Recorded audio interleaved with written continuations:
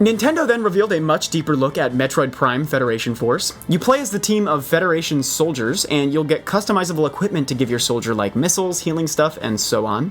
So depending how you customize, your soldiers will become really specialized and have a big focus on cooperative team play, potentially. It wasn't totally clear how all that plays into the game, and how much will be there for single player versus multiplayer, but this definitely looks like it's shaping up to be a great game. And, even if it's not the best timing for a Metroid spin-off. So you can get a really extended look at the game thanks to 7 more minutes of footage from GameXplain, or check it out for yourself at various public events, including WonderCon and more. Anyone have anything to say? I found it partly amusing, partly depressing, partly kind of pathetic.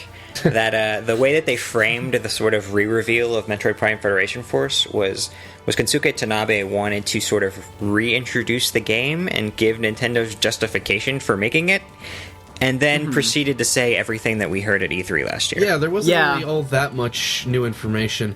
And I gotta say, I watched the 7 minutes of footage the GameXplain posted, and it doesn't look like a bad game, but it just, based on what I've seen so far, it looks kind of bland. I don't super care for the art style. Yeah. And, it just, I don't know, it looked kind of uninteresting to me. There was a lot of sort of repetitive hallways with not a whole lot of detail, and the sort of boss fight they showed off didn't look all that engaging to me, but I'm sure that was just early on in the game. Right. And, as we see more, maybe my opinion will change, but for right now, this just doesn't look like a title that's going to interest me. Right.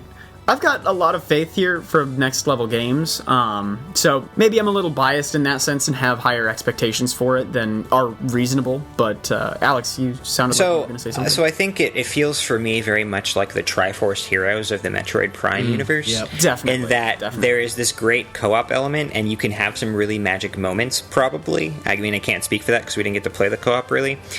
And it also, as from a controls perspective, feels very authentically Metroid Prime.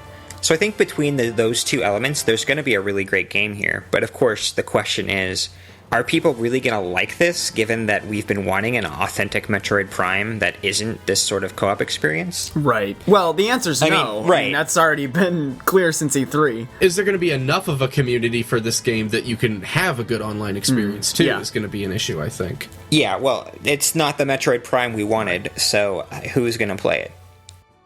Hello everybody, thank you for listening to this Nintendo Week clip, NWC. If you like what you hear, please subscribe to us here on YouTube for more highlights and discussion videos from Nintendo Week podcast, or subscribe to us on iTunes for weekly breakdowns of all your Nintendo news, discussion segments on subjects, games, and more, and tons of other features. Thanks for listening, and we will see you tomorrow with another NWC.